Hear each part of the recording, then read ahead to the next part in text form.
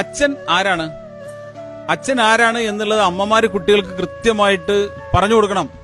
പല വീടുകളിൽ ഇത് നടക്കുന്നില്ല. ജീവിത സമരത്തിൽ ഏർപ്പെട്ടിരിക്കുന്ന ആളാണ് അച്ഛൻ. അച്ഛന്റെ പോരാട്ടം എന്താണെന്നോ അച്ഛന്റെ ജീവിത സമരം എന്താണെന്നോ പല വീടുകളിലുള്ള മക്കൾക്കറിയില്ല. മക്കൾക്ക് അച്ഛൻ അല്ലെങ്കിൽ ബാപ്പ എന്ന് പറയുന്നത് ATM കാർഡും കൊണ്ട് മെഷീനിൽ കുത്തിക്കഴിഞ്ഞാൽ പൈസ തരുന്ന ഒരു മെഷീൻ മാത്രമായിട്ടാണ് പല വീടുകളിലും അച്ഛന്മാർ. അപ്പൊ ഞാൻ ഒരുപാട് കുട്ടികളെ ഇവിടെ നിന്ന് കാണാറുണ്ട്. അവർക്ക് പണത്തിന്റെ വില അറിയില്ല. അവർക്ക് പണത്തിന്റെ വില അറിയാത്തത് അച്ഛന്റെ പോരാട്ടത്തെക്കുറിച്ച് അമ്മ ആ കുട്ടികളെ പറഞ്ഞു മനസ്സിലാക്കാത്തതുകൊണ്ടാണ്. ഒരുപാട് വീടുകൾ അങ്ങനെയുണ്ട്. ഒരുപാട് അച്ഛന്മാരെ എനിക്കറിയാം. എന്റെ ജീവിത സമരം എന്താണെന്നോ എന്റെ ജീവിത പോരാട്ടം എന്താണെന്നോ മക്കൾ അറിയരുത്, ഭാര്യ അറിയരുത് എന്നാഗ്രഹിക്കുന്ന ഒരുപാട് അച്ഛന്മാരെ ഞാൻ കണ്ടിട്ടുണ്ട്. പക്ഷെ അത് മണ്ടത്തരാണ്. നമ്മൾ പോരാട്ടത്തിലാണെങ്കിൽ അച്ഛന്റെ വേർപ്പും അച്ഛന്റെ അധ്വാനവും അച്ഛന്റെ പോരാട്ടവും എല്ലാം തന്നെ മക്കളോട് പറയണം. എന്റെ അധ്വാനം ഇതാണെന്നുള്ളത് കൃത്യമായിട്ട് നിങ്ങൾ കുട്ടികളോട് പറയണം. പക്ഷെ പല വീടുകളിലും കുട്ടികളെ സംബന്ധിച്ച് അച്ഛൻ എന്ന് പറയുന്നത് വർഷത്തിൽ 2 വർഷം കൂടുമ്പോൾ അല്ലെങ്കിൽ വർഷത്തിലൊരിക്കൽ വെക്കേഷൻ വന്നിട്ട് നമ്മളെ ടൂറിന് കൊണ്ടുപോകാനുള്ള ഒരാൾ മാത്രമായിട്ടാണ് പല വീടുകളിലും അച്ഛന്മാര്. അതല്ലെന്നും വലിയ ജീവിത പോരാട്ടത്തിൽ ഏർപ്പെട്ടിരിക്കുന്ന ആളാണ് നിന്റെ അച്ഛൻ എന്ന് അമ്മ കുട്ടികളോട് പറഞ്ഞു കൊടുക്കണം. എന്റെ ഒരു സുഹൃത്തിന്റെ ഒരു കഥ ഞാൻ പറയാം. വെറും ഒരു കഥ മാത്രമാണ്. ഇതെന്തല്ല സീരിയസ് ആയിട്ടുള്ള ഒരു കാര്യമല്ല. കുറ്റിപ്പുറം ടൗണിൽ കച്ചവടം നടത്തുന്ന എന്റെ ഒരു സുഹൃത്തിന്റെ ഉപ്പ കുറെ വർഷങ്ങളായിട്ട് കച്ചവടം നടത്താണ്. അദ്ദേഹത്തിന്റെ ജീവിതം എന്ന് പറയുന്നത് കച്ചവടമാണ്. അതിന്റെ അപ്പുറത്ത് വേറെ ഒന്നും അദ്ദേഹത്തിനില്ല. അദ്ദേഹം രാവിലെ 5 മണിക്ക് 5:30 മണിക്ക് എല്ലാ ദിവസവും കടയിലേക്ക് പോകും. രാത്രി 10 മണിക്കൊക്കെയാണ് വളരെ ലേറ്റ് ആയിട്ടാണ് അദ്ദേഹം എന്ത് ചെയ്യുക വീട്ടിലേക്ക് വരിക. ഞങ്ങൾ തമാശയായിട്ട് പറയുന്ന ഒരു കഥയാണ്. ഒരു ദിവസം ഒരു ഹർത്താൽ വന്നപ്പോ ഒരു ബന്ദ് വന്നപ്പോ അന്ന് അദ്ദേഹത്തിന് കടയിൽ പോകാനില്ല. അങ്ങനെ രാവിലെ ചെറിയ കുട്ടി എണീറ്റ് നിന്നിട്ട് കണ്ണും തിരുമ്പി വന്നിട്ട് ഇങ്ങനെ വീട്ടിന്റെ ഉമ്മറത്തേക്ക് വന്നപ്പോ ഒരാൾ അവിടെ കിടന്നുറങ്ങണു വരാന്തയിൽ. കുട്ടി ഓടിപ്പോയിട്ട് ഉമ്മയുടെ അടുത്ത് പോയി പറയാം, ഉമ്മ ഒരു ചങ്ങായി അത് നമ്മുടെ വരാന്തയിൽ കിടന്നുറങ്ങണു. ഉമ്മ ഒരു ചങ്ങായി അത് നമ്മുടെ വരാന്തയിൽ കിടന്നുറങ്ങണു എന്ന് പറഞ്ഞപ്പോ ഉമ്മ പറഞ്ഞ മറുപടിയാണ്, എടാ അത് ചങ്ങായി അല്ല, അത് നിന്റെ വാപ്പയാണ്. കുട്ടിയും ഈ വാപ്പയും തമ്മിൽ കാണുന്നില്ല, സംസാരിക്കുന്നില്ല, പെരുമാറുന്നില്ല. എന്ന് വെച്ചാൽ അവർ തമ്മിൽ പ്രത്യേകിച്ചൊരു ആത്മബന്ധമൊന്നുമില്ല. അദ്ദേഹം ജീവിതം 2 തലയും കൂട്ടിമുട്ടിക്കാൻ വേണ്ടി രാവും പകലും അധ്വാനിക്കുന്നതിന്റെ ഇടയിൽ അദ്ദേഹം മക്കളുമായിട്ട് സ്നേഹിക്കാൻ മറന്നു പോകുന്നു. അങ്ങനെയുള്ള ഒരു അച്ഛനാണത്.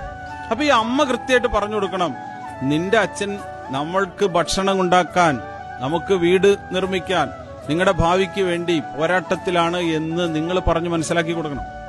ഇപ്പൊ പല അച്ഛന്മാരും മക്കളെയും കൊണ്ട് ഭാര്യയും കൊണ്ടൊക്കെ വലിയ റെസ്റ്റോറന്റിലൊക്കെ കയറും. അച്ഛൻ ഡിഷ് ഓർഡർ ചെയ്യുമ്പോൾ അച്ഛൻ ഏറ്റവും വില കുറഞ്ഞ ഡിഷായിരിക്കും ഓർഡർ ചെയ്യുന്നത്. എന്താ കാരണം? അച്ഛനറിയാം ആ പണത്തിന്റെ വില. കുട്ടി പറയും നല്ല വില കൂടിയ ഡിഷ് വേണമെന്ന് പറയും. അമ്മ പറയും വലിയ വില കൂടിയ ഡിഷ് വേണമെന്ന് പറയും. ചിലപ്പോൾ അച്ഛൻ പറയും എനിക്ക് വിശപ്പില്ല എന്ന് ചിലപ്പോൾ അച്ഛൻ പറയും.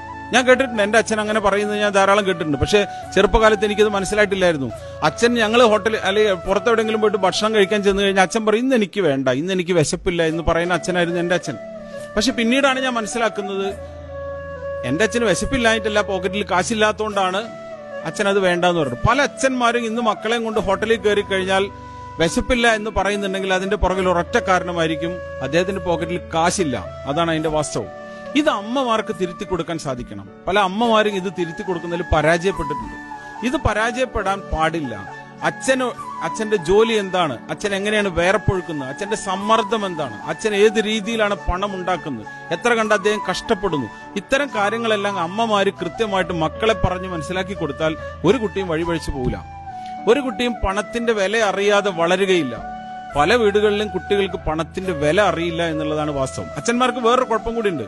വിദേശത്തൊക്കെ ജോലി നോക്കുന്ന അച്ഛന്മാര് സ്വന്തം ജോലി സ്ഥലത്തേക്ക് മക്കളെയും ഭാര്യയും കൊണ്ടുപോകില്ല. എന്താ കാരണം?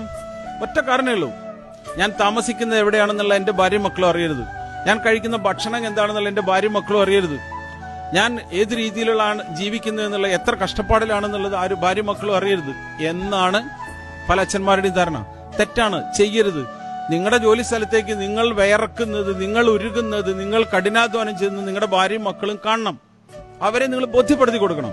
ബോധ്യപ്പെടുത്താൻ നിങ്ങൾക്ക് സാധിച്ചിട്ടില്ലെങ്കിൽ അവർക്ക് പണത്തിന്റെ, നിങ്ങൾ അയക്കുന്ന പണം എത്ര കൊടുത്താലും അവരെങ്ങനെ ചെലവഴിച്ചുകൊണ്ടിരിക്കും. അതേസമയം നിങ്ങൾ ഒരു തവണ അത് ബോധ്യപ്പെടുത്തിയാൽ, ഉരുകുന്നത് ഒരു തവണ നിങ്ങളുടെ ഭാര്യയും മക്കളും കണ്ടാൽ തീർച്ചയായിട്ടും അടുത്ത തവണ ATM ഒന്ന് പൈസ എടുത്ത് ഭാര്യ സ്വർണ്ണക്കടയിലേക്ക് ഓടില്ല.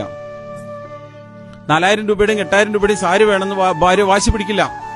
കുട്ടിയുടെ ബർത്ത്ഡേക്ക് 5000 രൂപയുടെ കേക്ക് മുറിക്കണമെന്ന് കുട്ടി പറയില്ല. 1 രൂപ കുട്ടി ചെലവഴിക്കുന്നതിന് മുമ്പ് ആലോചിക്കും, ഇതെന്റെ അച്ഛന്റെ അധ്വാനമാണ്.